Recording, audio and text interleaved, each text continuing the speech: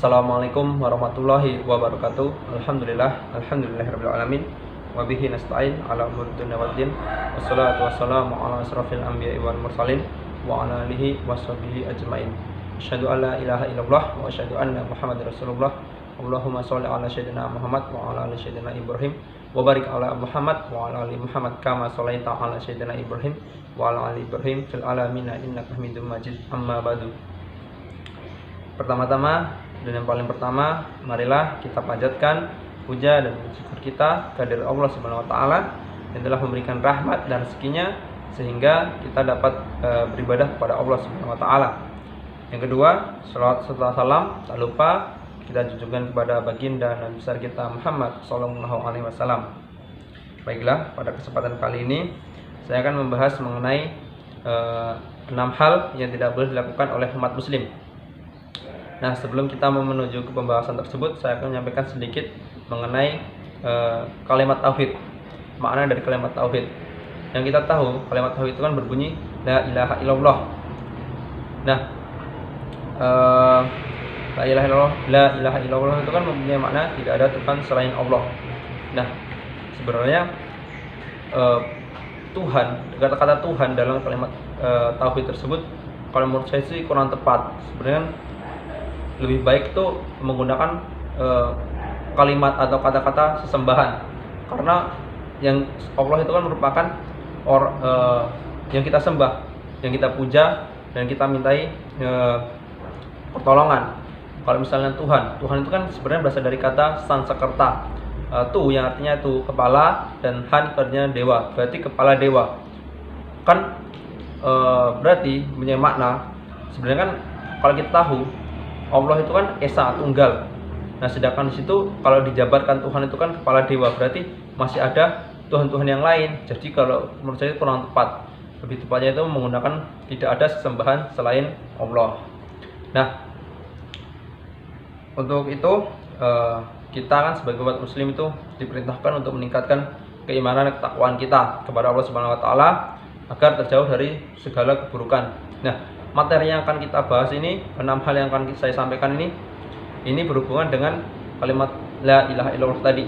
Nah, baiklah, saya akan memberikan pembahasannya mengenai 6 hal yang tidak boleh dilakukan oleh umat muslim. Yang pertama adalah syirik. Nah, sebenarnya syirik itu kan pasti teman-teman sudah tahu lah. Syirik itu kan bisa dimaknai dengan menduakan Allah Subhanahu wa taala. Syirik itu merupakan suatu dosa yang besar. Nah, hukumnya itu adalah neraka, masuk ke dalam neraka.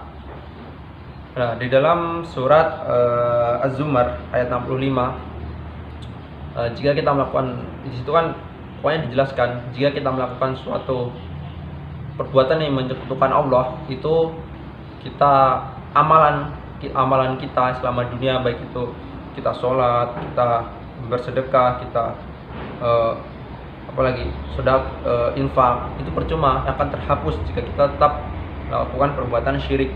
Nah, syirik itu sendiri terbagi menjadi 2, ada syirik besar dan syirik kecil. Kalau syirik besar kan kita sudah tahu, seperti menyembah berhala, menyembah sapi, menyembah patung, dan menyembah lain-lain seperti menyembah pohon dan menyembah yang lain lah. Nah, yang kedua adalah syirik kecil. Nah, syirik kecil ini ya bisa dibilang gimana ya? Kalau diibaratkan tuh seperti semut hitam berada di atas batu yang hitam di malam gelap gulita.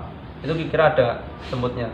Semutnya ada, cuma nggak kelihatan. Sepertilah syirik kecil.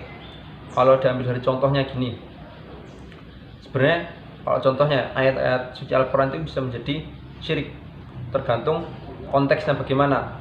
Kalau gini, kan kita meminta kesembuhan kepada Allah Subhanahu wa taala. Ada orang-orang bilangan gini, kalau misalnya kita sakit suruh membaca surat Al-Fatihah 7 kali pasti sembuh, katanya bilang sembuh gitu. Sebenarnya itu syirik. Kenapa bisa saya katakan syirik? Ya, kalau kita memang sakit minta kesembuhan, minta sama Allah, kenapa kita membaca surat Al-Fatihah? Berarti kita tuh percaya bukan sama Allah melainkan kepada surat Al-Fatihah tersebut. Nah, oleh karena itu saya mengatakan bisa dikatakan bahwa surat Al-Fatihah, jika kita tidak meminta kepada Allah dan melainkan kita meminta kepada surat Al-Fatihah tersebut, itu bisa dikatakan syirik, dan itu maksudnya syirik kecil yang tidak kita, ya seperti tadi yang saya sampaikan, syirik kecil itu kan semut hitam di atas batu yang hitam di malam gelap gulita. Nah, itu kan syiriknya aja, tapi nggak kelihatan. Terus hal yang kedua yang tidak boleh dilakukan oleh umat muslim adalah yaitu mencuri. Kenapa tidak boleh? Karena mencuri itu kan gini, mengambil hak orang lain. Contohnya gini, misalnya teman-teman punya HP-nya teman-teman tuh, HP teman-teman tuh diambil orang lain. Gimana? Pastikan teman-teman akan merasa rugi lah, pokoknya rugi lah HP-nya. Karena situ HP-nya banyak data penting, data kuliah, data skripsi, data yang lain. Kalau diambil, pasti teman-teman akan sangat kesusahan sekali. Selanjutnya adalah hal yang tidak boleh dilakukan oleh umat muslim. Yang ketiga adalah berzina. Nah, zina ini kalau sekarang kan kita lihat banyak sekali kejadian-kejadian yang seperti anak muda itu kan melakukan perbuatan zina gitu-gitulah. Nah, sebenarnya dalam Al-Quran itu dijelaskan di dalam surat Al-Isra, yaitu surat ke-17 ayat ke-32 yang berbunyi wala taqrabuz zina, bismillahirrahmanirrahim, wala taqrabuz zina innahu kana fahisatan wa sa'a sabila, yang punya makna, dan janganlah kamu mendekati zina. Zina itu merupakan suatu perbuatan yang keji dan sungguh suatu jalan yang buruk. Nah, dari ayat tersebut kan dijelaskan mendekati zina saja sudah tidak boleh, apalagi sampai kita terjerumus ke zina. Bagaimana dengan pacaran cuma pegangan tangan, terus gimana ya, cuma nyender-nyenderan gitu, itu sebenarnya termasuk dalam perbuatan zina. Orang bukan termasuk dalam perbuatan zina, melainkan perbuatan yang mendekati zina. Sebenarnya oleh karena itu kan dalam Islam melarang berpacaran, pacaran syar'i. Bagaimana pacaran syar'i itu? Kalau setahu saya itu pacaran yang setelah menikah, bukan oleh pacaran syar'i. Oleh karena itu janganlah, saya mengajak teman-teman, jangan sampai kita terjerumus dalam perbuatan zina. Nah, bagaimana cara kita menjauhi perbuatan tersebut? Gini, saya punya tips. Kalau teman-teman punya teman-teman yang punya teman yang dia tuh kayak sering ngadain ngaji bareng, majelis taklim, itu ikut aja, insya Allah itu teman-teman akan terjaga. Dan kalau misal teman-teman lagi dalam kondisi sendiri, gabung sama teman-teman yang majelis taklim itu, atau enggak lakukan aktivitas yang positif itu agar kita tidak sampai mendekati perbuatan zina. Nah, itu. Terus yang keempat itu adalah membunuh. Nah, membunuh ini sebenarnya hasil dari perbuatan zina. Contohnya gini, misalnya zina dan akhirnya mengandung loh. Nah, mengandung itu kan maksudnya malu dengan masyarakat, dengan orang tua. Nah, akhirnya diaborsi dan akhirnya membunuh si bayi. Sebenarnya membunuh itu nggak boleh. Dalam surat Al-Maidah yaitu surat kelima ayat 32 itu, janganlah kamu barang siapa yang dimana punya makna itu, barang siapa yang membunuh seorang manusia, yang manusia itu tidak melakukan suatu pembunuhan kepada orang lain dan tidak melakukan kerusakan pada dunia, maka sama saja. Yang membunuh itu ya gini, maksudnya di dalam ayat itu dijelaskan, barang siapa membunuh seseorang yang dibunuh itu tidak melakukan kerusakan maupun membunuh orang lain, maka itu sama saja membunuh orang-orang yang lain, membunuh manusia yang lain. Atau lebih jelasnya gini, barang siapa membunuh seseorang mukmin sama saja membunuh mukmin seluruh dunia.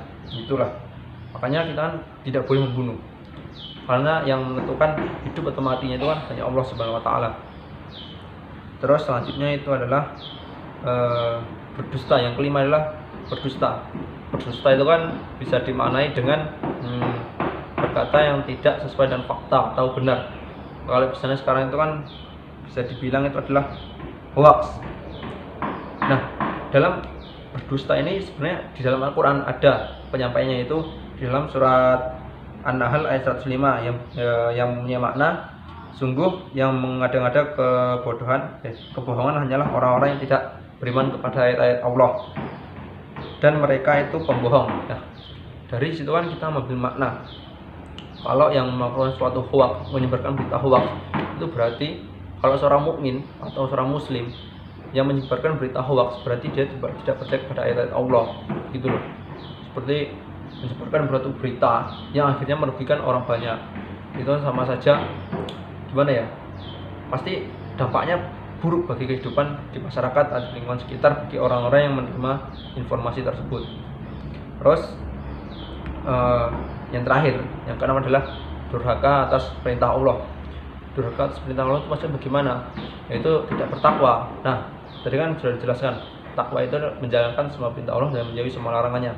Ya, salah satu contoh-contohnya itu adalah yang tidak durhaka atas perintah Allah. Salah satu contohnya adalah tidak melaksanakan kelima hal tadi, seperti melaksanakan semua hal yang saya sebutkan tadi, seperti kita melakukan perbuatan syirik, terus membunuh, mencuri, berzina, dan berdusta. Itu melakukan suatu perbuatan durhaka atas perintah Allah, yaitu menjauhi semua larangannya.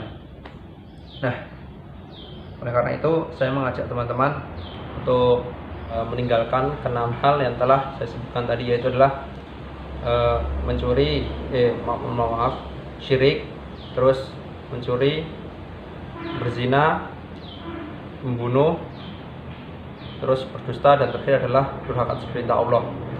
Nah, mungkin itu saja yang dapat saya sampaikan. Bila ada perkataan salah dan kata-kata yang salah, saya mohon maaf. Saya undur diri. Wabillahi taufiq wal hidayah. Wassalamualaikum warahmatullahi wabarakatuh.